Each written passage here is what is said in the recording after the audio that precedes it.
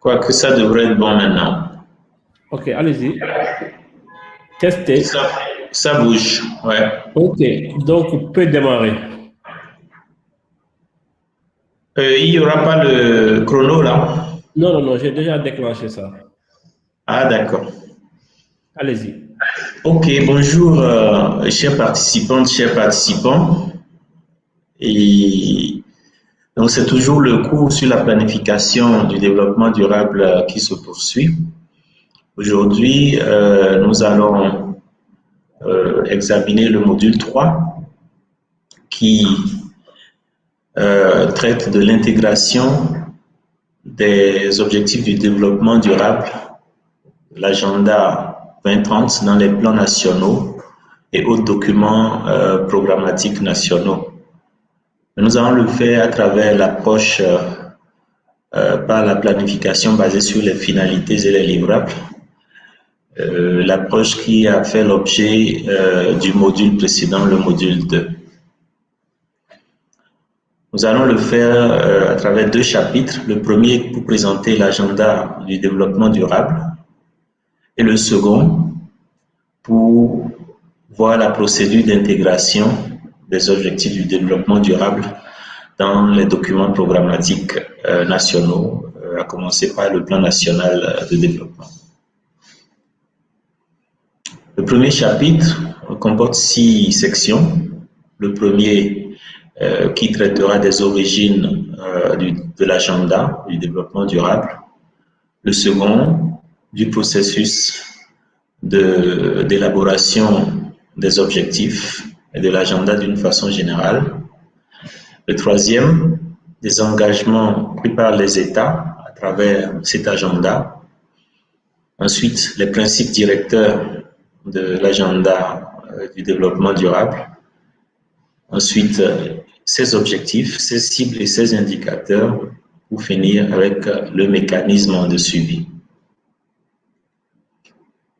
Alors, l'agenda du développement durable est le fruit d'un long processus qui a commencé déjà en 1987 avec le rapport Brundtland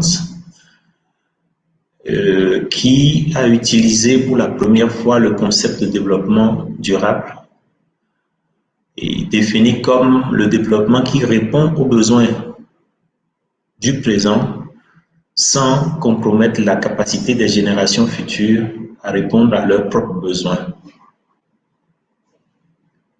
Mais ce concept va évoluer tout en gardant son contenu initial avec la conférence de Rio en 92, où fut adopté le plan d'action pour le 21e siècle, généralement connu sous le nom de l'agenda 21. 10 ans plus tard, au sommet sur le développement durable à Johannesburg, le concept va encore être adopté et précisé pour son adoption pour certains secteurs clés tels que le secteur de l'eau, de l'énergie, de la santé, de l'agriculture, de la biodiversité. Mais au cours de ce même sommet, il a été décidé que soient renforcés les partenariats publics et privés, public-privé, en vue de favoriser l'atteinte des objectifs du développement, des objectifs du millénaire pour le développement à l'époque. Et puis en 2012, à Rio plus 20, la décision du lancement du processus censé remplacer les objectifs du millénaire du développement, donc les objectifs du développement durable, a été lancé. Donc le processus d'élaboration des ODD a été lancé donc en 2012, l'occasion de Rio plus 20. Alors cet agenda a fait l'objet de très larges consultations, d'abord des États, de la société civile, de la jeunesse, et il y a eu une position commune africaine portée par l'Union africaine Finalement, l'agenda a été adopté le 25 septembre 2015 à l'unanimité par l'Assemblée générale des Nations unies. Alors, quels sont les engagements pris par les États dans le cadre de cet agenda? Le premier, c'est de transformer notre monde, mais vraiment de façon sérieuse.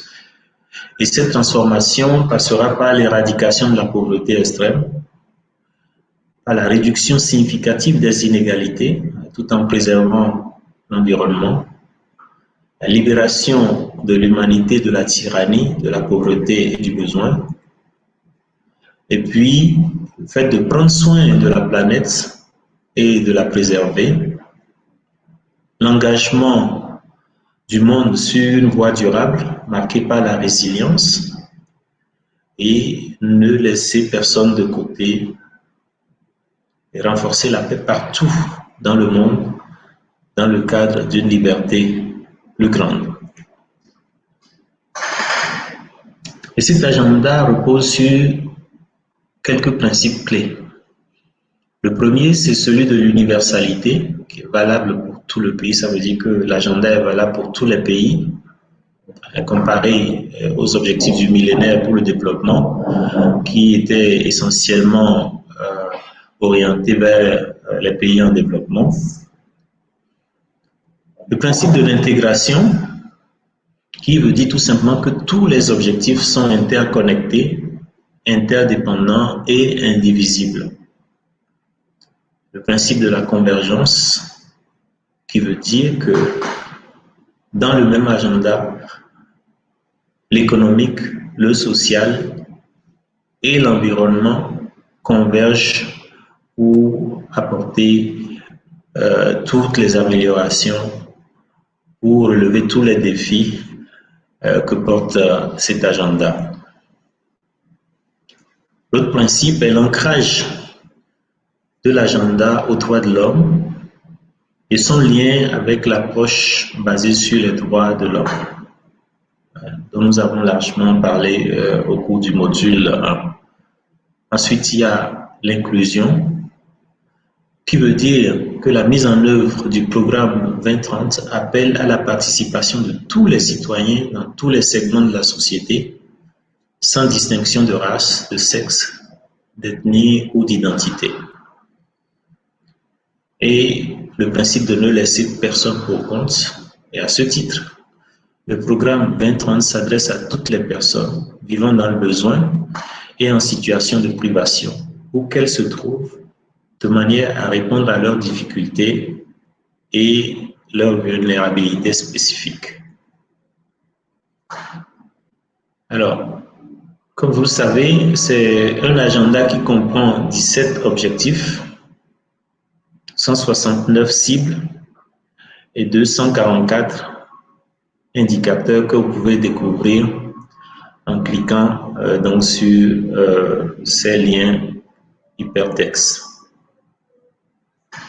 Elle est dotée d'un mécanisme de suivi à 3 niveaux. Le niveau le plus élevé de suivi, c'est le Forum politique de haut niveau, qui est placé sous l'autorité de l'Assemblée générale des Nations unies. Et ensuite l'ECOSOC, où se retrouvent les États et auxquels sont associés les ONG et le secteur privé. Au niveau régional, là, il appartient aux entités régionales d'identifier avec les États les dispositifs appropriés pour faire le suivi de l'agenda 2030. Et dans le cas de l'Afrique, il y a le mécanisme africain d'évaluation par les pairs qui est un bon cadre dans lequel on peut faire donc le suivi de cet agenda. Et puis il y a au niveau national. Et d'abord, la base donc, du niveau national, ce sont les stratégies nationales de développement durable qui permettent donc de faire le suivi de comment d'abord les ODD sont intégrés, sont contextualisés.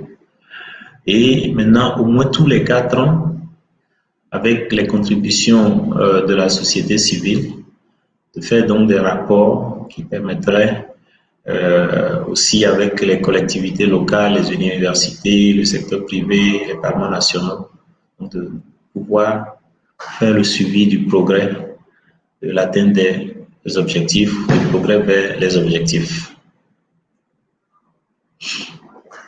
Alors donc le cœur, on vient maintenant au cœur de ce module, c'est comment intégrer les ODD dans les plans nationaux de développement et de façon plus large dans les stratégies sectorielles, les stratégies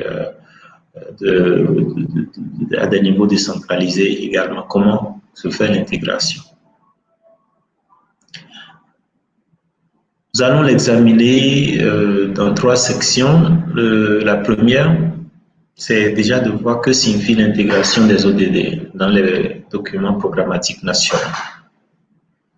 Deuxième section, quels sont les outils et dispositifs disponibles pour ce faire?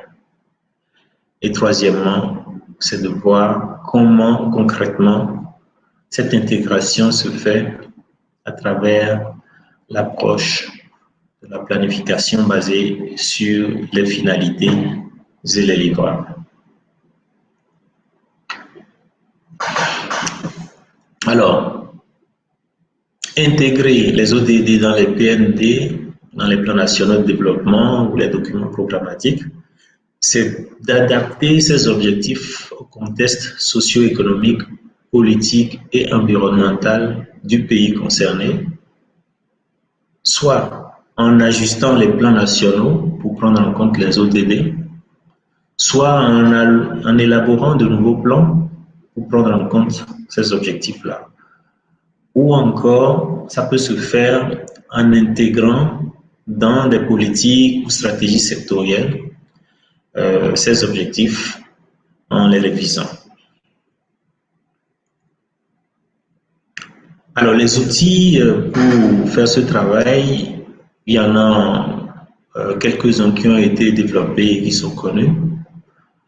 Le tout premier, c'est le MAPS, le MAPS, qui est l'acronyme anglais de Mainstreaming, Acceleration and Policy Support. Alors, il faut dire que c'est un dispositif d'expertise, d'assistance technique, mis en place initialement par le PNUD et puis élargi aux Nations Unies pour accompagner les pays à intégrer ces objectifs dans les documents programmatiques nationaux. Mais au-delà de cette aide-là, c'est de les aider à mettre en place aussi des stratégies pour accélérer l'atteinte des ODD. Et le Policy Support désigne tout simplement l'assistance technique pour réviser les politiques nationales, pour pouvoir donc faire le mainstreaming et l'accélération. Alors le second est davantage un outil pour aider les pays à apprécier dans quelle mesure leur stratégie nationale intègre déjà les ODD. Et ça permet donc, à l'issue de l'exercice, de voir les différents ODD, dans quelle mesure chacun devait être pris en compte en termes de pourcentage dans les documents et de stratégie et de politique nationale, y compris le plan national. Et à la fin, des recommandations sont faites pour combler les gaps qui sont constatés en termes d'intégration des 17 objectifs dans les plans politiques et stratégies nationaux. Le troisième, c'est un outil développé par la Commission économique pour l'Afrique, par son acronyme IPRT, veut dire Integrated Planning and Reporting Tools, qui est donc un outil pour à la fois permettre d'intégrer les ODD dans la planification, mais en même temps pour faire le rapportage. Donc c'est un outil qui est basé sur Internet, sur le web donc, et qui sera développé beaucoup plus largement dans le cadre du 6e et dernier module de ce cours. Alors, donc nous venons vraiment sur le cœur de ce module qui est l'approche PBFL que nous avons déjà découvert au niveau du module 2. Mais là, il s'agit de l'appliquer à l'intégration des ODD dans les stratégies politiques nationales et dans les plans nationaux de développement. Et cet exercice consiste à déterminer les finalités et les livrables afférentes à chacune des cibles des ODD pertinentes pour le pays.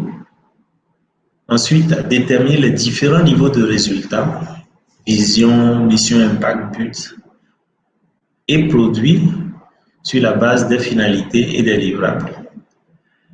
Ensuite, à opérer des analyses diagnostiques lorsque cela s'avère nécessaire.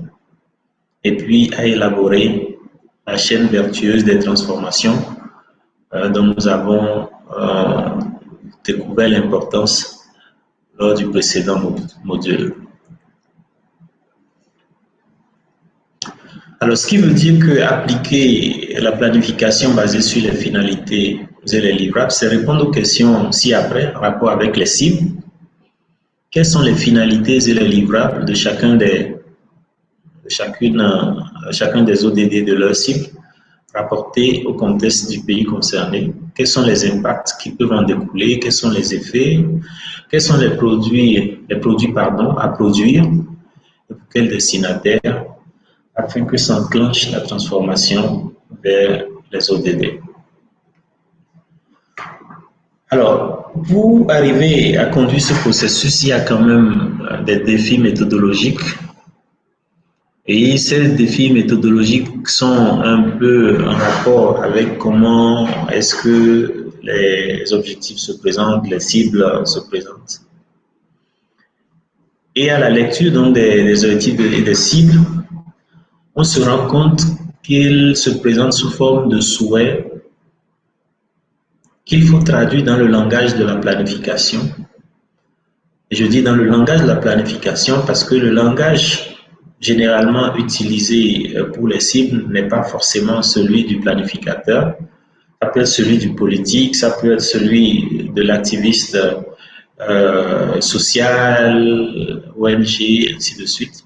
Donc il faut transformer ce langage-là en langage du planificateur pour pouvoir dégager les éléments de la chaîne de résultats classiques et plus spécifiquement dans notre cas, les éléments qui vont être utiles dans le cadre de la chaîne des transformations vertueuses. Ensuite, le problème qui se pose, le défi qui se pose, c'est un peu l'universalité des objectifs. Des objectifs qui sont valables pour l'ensemble des pays de la planète, forcément prennent en compte différentes réalités.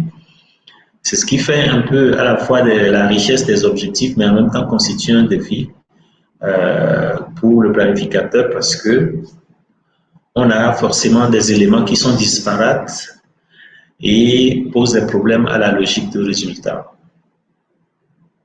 Le défi suivant, c'est que la plupart de ces cibles ne répondent pas aux critères de la simplicité de l'expression, tel que le recommande la gestion axée sur les résultats, le fameux sigle SMART.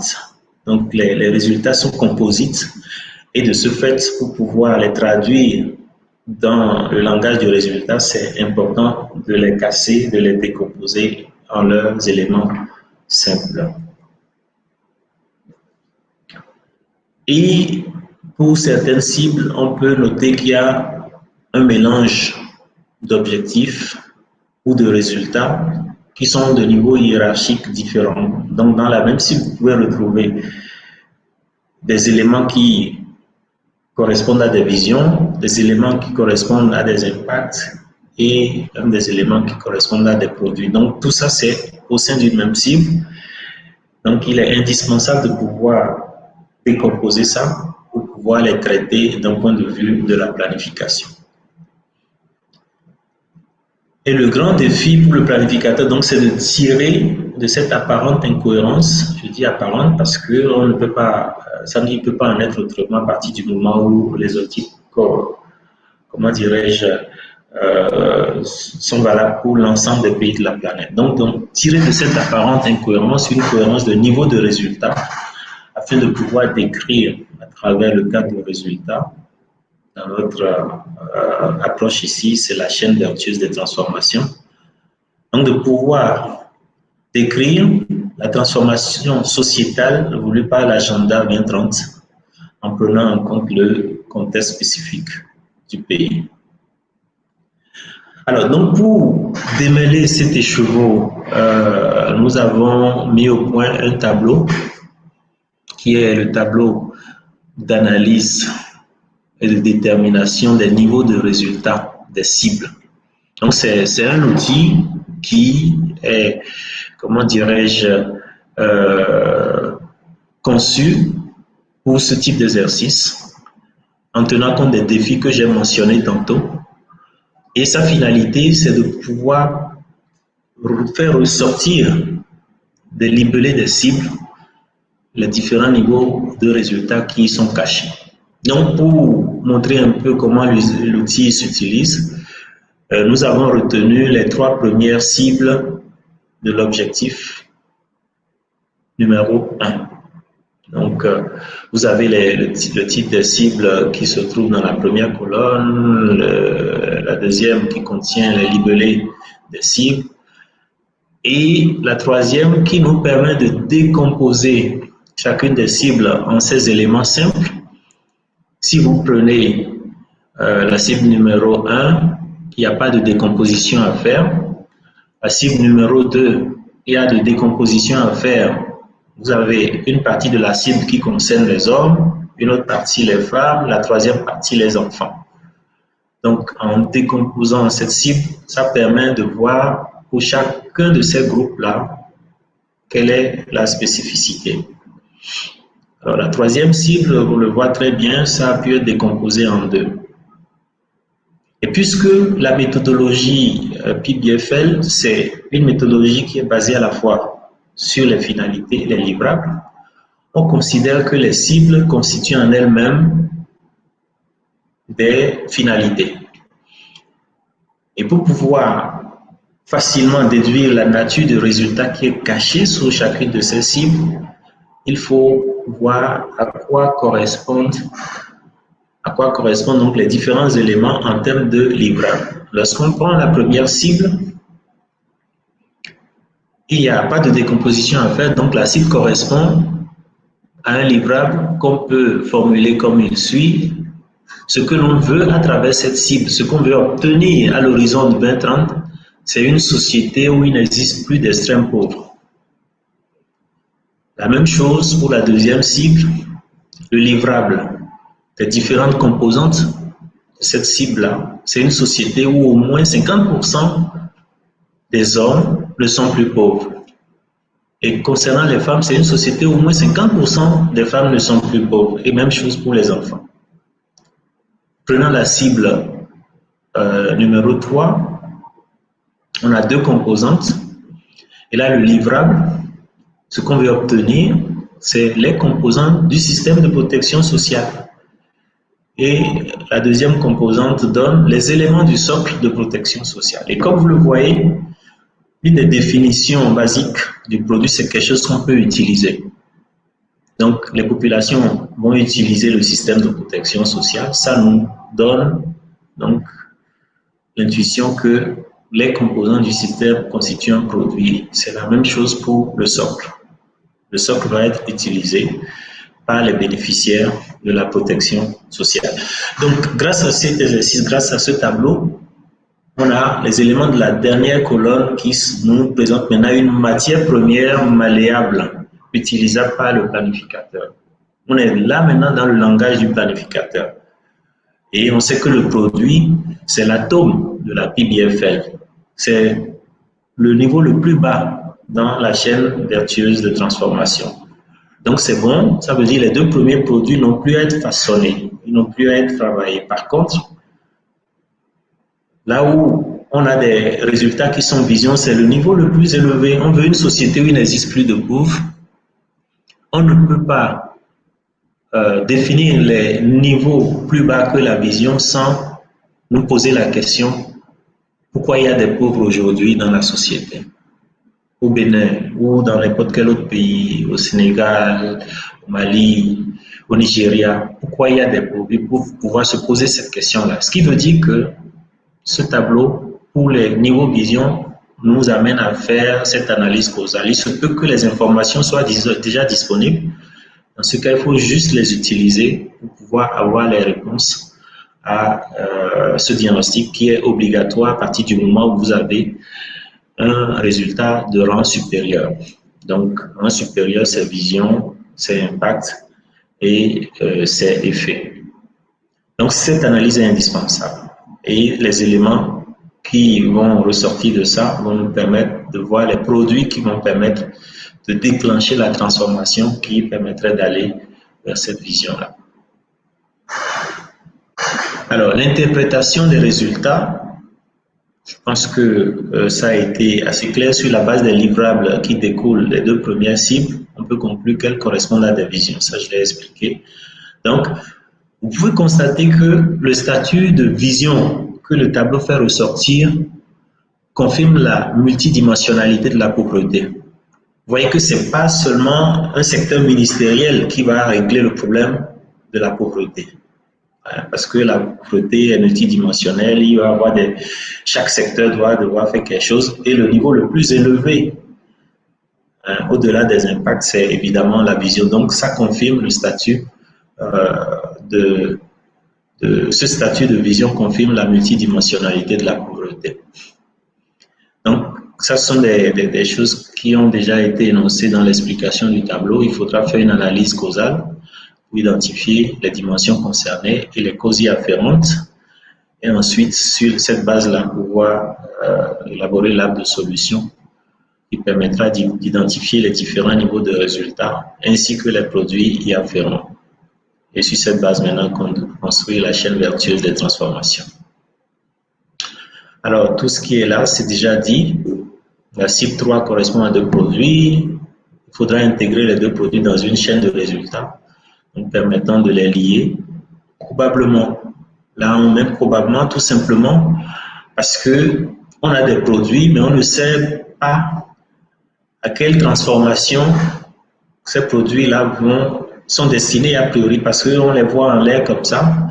Il faut pouvoir les lier à un résultat de rang supérieur. Et ça, c'est quelque chose qu'on peut faire de façon empirique en regardant la nature des résultats de rang supérieur, ou tout simplement, lorsque l'on va faire l'analyse causale, on peut déboucher sur des réponses qui portent sur ces produits-là. Et en ce moment, on pourrait les lier aux résultats concernés.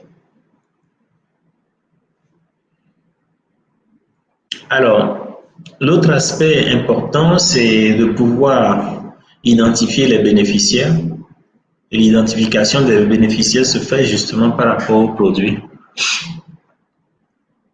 Donc, ces produits-là, enfin les bénéficiaires, il faut les rencontrer afin de valider le diagnostic qu'on a dû peut-être faire en technicien. Ensuite, il faut faire la budgétisation pour connaître les besoins en ressources et puis prendre en compte les perspectives des bénéficiaires dans le cadre de la validation des produits qui sont retenus.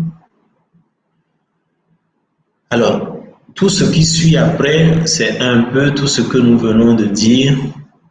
Pour faire donc cet exercice d'intégration, il y a un certain nombre d'étapes. La première, c'est quels sont les ODD qui sont valables pour le pays, compte tenu du contexte. Ensuite, il faut choisir les cibles pour chaque ODD, quelles sont les cibles pertinentes pour le pays. Et troisièmement, il faut décomposer ces cibles-là en utilisant le tableau que nous venons de voir en éléments simples, afin de faire ressortir les éléments de la dernière colonne qui correspondent donc au niveau de résultat. Une fois que les niveaux de résultats connus, il faut pouvoir faire l'analyse causale pour les résultats de rang supérieur et puis rattacher les produits aux effets appropriés. Et puis le reste, il faut juste se référer au point 2 3 du module 2 du cours qui donne les étapes pour aller jusqu'au bout, c'est-à-dire jusqu'à l'obtention du plan ou bien jusqu'à l'intégration donc de ces ODD dans les stratégies et politiques nationales. Alors, quand vous faites le travail tel qu'il a été décrit jusqu'à présent, le plan ou la stratégie qui va en découler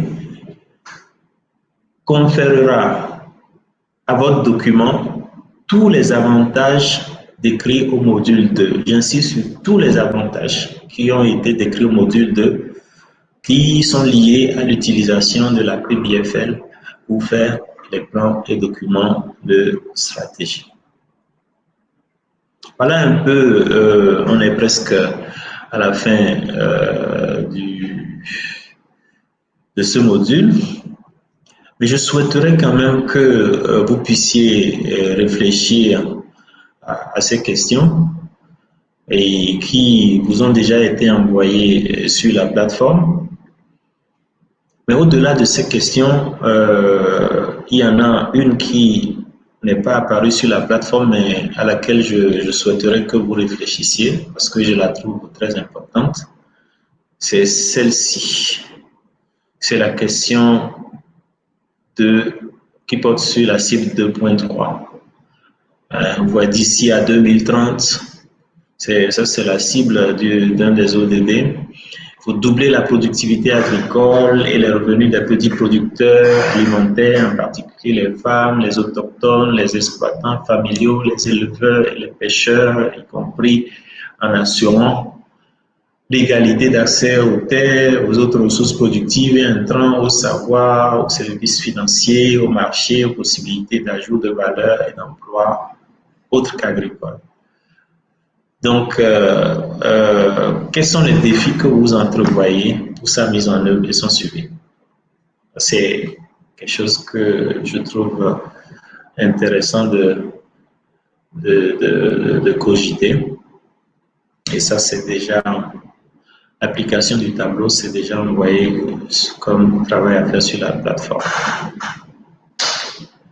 Alors, je voudrais vous renvoyer au premier dicton qui est au début de cette présentation, au dicton de Einstein, et qui dit comment vous voulez que cette pure folie que de penser que les choses vont changer si on ne change pas la façon de les aborder. Donc c'est une invite au changement de la façon dont nous planifions. Et très probablement, nous pourrons réussir à transformer notre monde si on peut évoluer dans notre façon d'aborder la planification. Et en faisant cela, il faut que nous visions la Lune. Et comme le dit Lebron, même si nous la manquons, on va atterrir parmi les étoiles et ce serait déjà pas mal. Merci de votre aimable attention.